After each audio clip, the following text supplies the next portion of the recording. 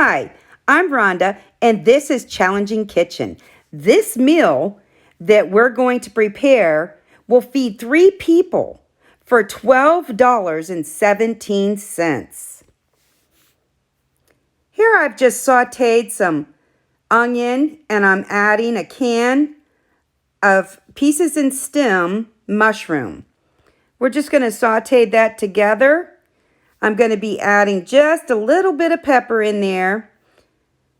My husband is going to make our homemade onion rings. He's slicing up a Vidalia onion. When he gets to the end, you'll notice that he chops it so it's more stable.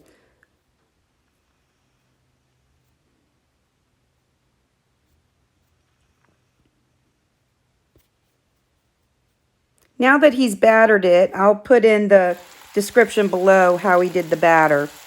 Now we're just going to fry those up at a temp of 360 degrees until they become golden brown.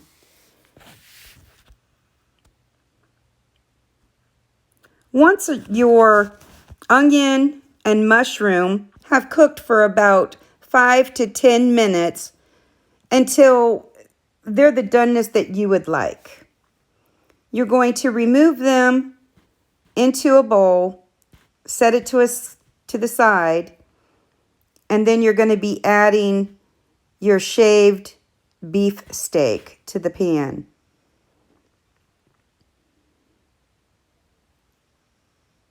This process goes pretty quick because the steak itself is really thin and you're only going to be browning it up at this point.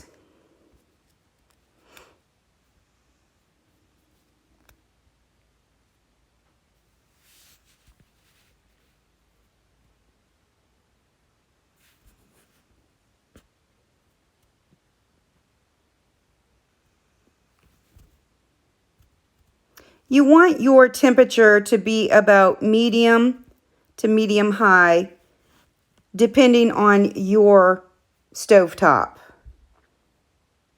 Mine is about medium.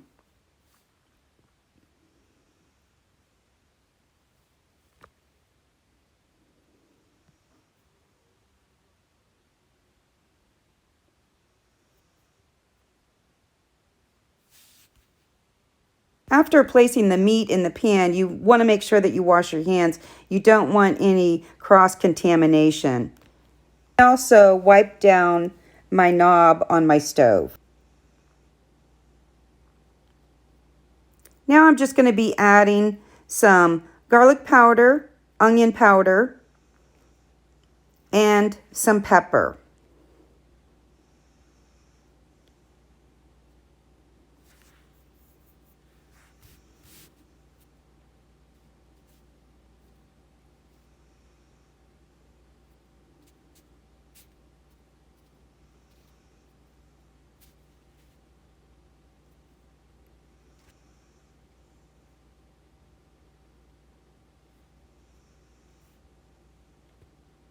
Got my plastic spatula, and all I'm going to be doing is working the meat around, making sure that every piece gets brown.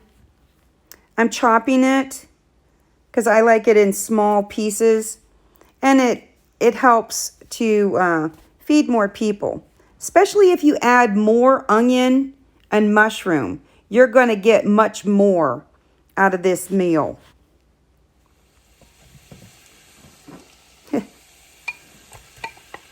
Now I'm just adding my onions and my mushroom to the pan. And we're just going to heat this through. And I'll be adding some American cheese. I've got 5 pieces of American cheese that I'll be adding in here because we like the cheese in it. But you don't have to use as much cheese.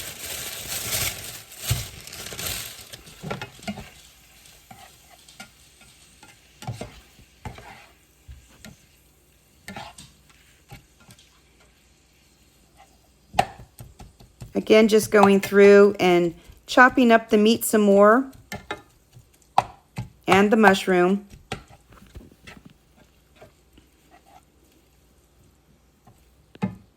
You see how adding those vegetables really bulked that up. Now for the cheese, add as much as you like.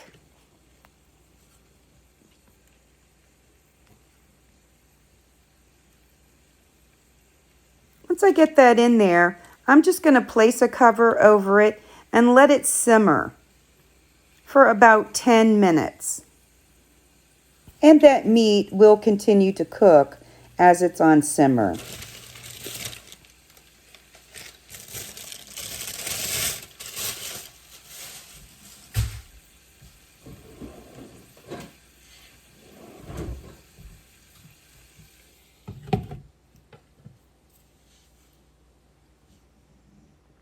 Once it's simmered 10 minutes, you're going to go ahead and assemble your sub roll.